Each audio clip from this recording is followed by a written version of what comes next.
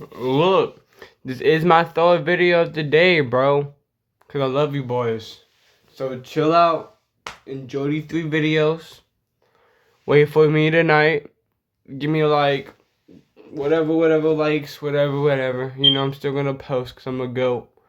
But just takes 3 seconds. That's all you have to do. You guys not slow. Well, some of you are slow, I ain't gonna lie, but it's okay. Get what you have to get, cause you know I'm faded. The most brutal human's death ever discovered. Well, if you take a look at our 300,000 years of history, you'll soon come to realize that 1,000 isn't nowhere close to cutting it. Try more like 1,000,000, if even that's enough. And through the ages, people have had to endure some pretty painful demises, some of which were definitely worse than others. But thankfully, thanks to technology and general progress, horrific endings are becoming less common than they used to be, especially because of just how tough ancient Earth was compared to now. And we can only guess what kind of bowl our ancestors had to go through. But once in a while, we don't have to, as occasionally, researchers will get really lucky at the expense of a seriously unfortunate individual. And we get to see firsthand some of the catastrophic injuries that ancient people had to endure, and sometimes even survived. Not just any old, simply dubbed, being absolutely covered in lacerations that spread across his arm. But the first case definitely wasn't a survive kind of situation. And unfortunately, is a mode of death still within the realm of possibility, as it was a shark attack. But not just any old shark attack, but rather the first conclusive one recorded in history. An achievement that certainly nobody wants to have, but nonetheless goes to a 3,400-year-old hunter-gatherer from Japan, simply dubbed Tsukumo 24. The discovery was made in 2021 off the coast of the Seto Inland Sea, where researchers located a male human skeleton in really rough condition, being absolutely covered in lacerations that spread across his arms, chest, abdomen, and hands. Originally, researchers were quite horrified and confused, as they were so deep that they marked bone, and matched what was seen in wounds caused by metal weapons, not animals or non-metal tools like a stone knife. What's more is that they weren't just looking at a few cuts, and not even a dozen or two, but instead, over 500, 790 to be precise. And what made everything all the more weird was that the man had belonged to the Jomon culture, in which metalwork was absent, meaning it wasn't some deranged serial killer that had caused this with a metal weapon. Therefore, they took another look at the injuries, and noticed this time around that they were V-shaped and identical to those seen in modern-day shark attacks. This, in conjunction to his location, which was on an archipelago, led to the conclusion that a large tiger shark or great white had killed him, and it really did a number on him during the attack, administering multiple injuries that were fatal within their own right, including the fracture. So I just got one question. Why do you go in the water? I don't fuck with that shit. It's like another space. Like I've been telling you boys. That shit dangerous and you keep fucking around, you're gonna find out. Tearing of every rib, the evisceration of his chest cavity and abdomen, and to top it all off, multiple dismemberments, which included both his feet and left hand. These missing extremities also helped to tell researchers that the poor bloke was alive in the initial attack, since he likely used his hands and feet to defend himself, during which they were then bit off. This got rid of the possibility of the whole thing being a scavenging event as opposed to an attack, but led to a new question of why the shark had attacked him in the first place, as it was his left leg that bore the most deep bites, heavily implying an unprovoked ambush attack. And the answer was hidden in his bizarre final resting place. Opposed to being found at sea, as one would expect, or in a place that was once submerged, the victim was found in a traditional burial site, and his bodies did not show signs of being in the water for long, meaning that he likely wasn't alone at the time of the attack. And given that the Jomon people were exceptional fishers, the current belief is that a group of people had gone out on a boat to catch fish. At some point during the fishing excursion, the unlucky man had left the boat and got into the water to perhaps spearfish or to simply bring up a catch, not knowing that the spilled blood in the water had attracted a shark, which then swiftly attacked him. Seeing he was in danger and under attack, the others that were with him then came to the rescue and pulled him up. But it was already too late, and the only thing they could do was bury him, as he likely died well before reaching the shore. Now, if you're planning a trip to Japan, don't panic quite yet. Yes, there are still sharks there now, but the situation was much dicier back then, with a number of known shark teeth implying that their populations were significantly higher than they are now. And this is also reflected by the Jomon culture, which features multiple art pieces that depict various sharks, namely hammerheads and tiger sharks. So it's likely that attacks were much more common back then. Now clearly, this particular incident had a rather regrettable ending. But not all horrific injuries ended so poorly, as sometimes ancient humans not only survived traumatic wounds, but even thrived afterwards, as best showcased by the world's oldest known amputation, which dates back to 31,000 years ago. For a long time, researchers have been well aware that amputations occurred before modern medicine, but previously, the oldest known case was only... Damn, this is so crazy, y'all. I never knew all of this. In fact, history, they never talk about this. This is so interesting. I could just listen to this all day and just watch it.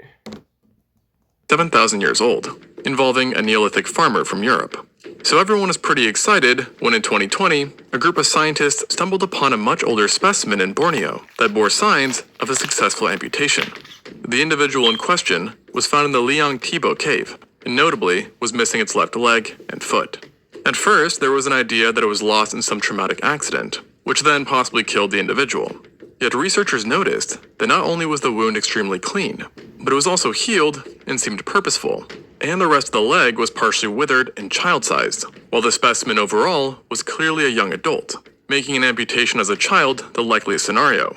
Now, because this took place over 30,000 years ago, painkillers were probably absent, and the amputation would have occurred with a sharpened stone tool. And yet somehow, the ancient surgeon not only managed to finesse their way around veins, arteries, nerves, and tissue, but kept the area completely free of infection, a feat still impressive by modern standards, as some studies report an infection rate of up to 40% after major amputations. And the prehistoric individual went on to survive into adulthood, only Fucking dying in their dumbasses. 20s from something unrelated and currently unknown. But now, this all begs the question, why did they need an amputation in the first place? A possible idea is that it had something to do with the area that they lived, as the terrain surrounding the cave is extremely rugged, elevated, and littered with large rocks and cliffs. Therefore, the person could have taken a particularly nasty fall or got hit by a rock that mangled their leg to the point that amputation was necessary.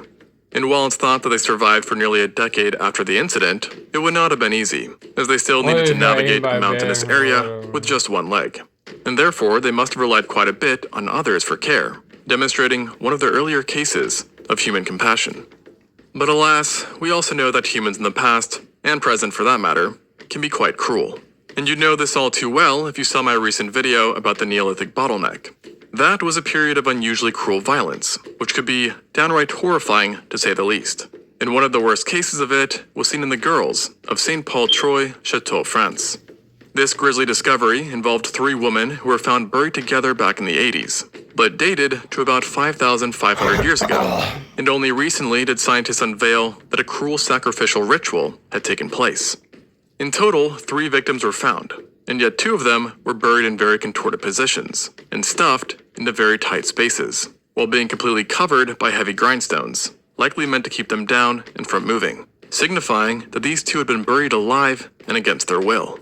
Furthermore, the positions of their arms and legs suggested that while decayed now, a rope had at some point not only bound them, but tied their legs to their necks, causing them to involuntarily strangle themselves, and coincidentally, mirroring a torturous killing tactic sometimes used by the Italian mafia, named incapacitamento.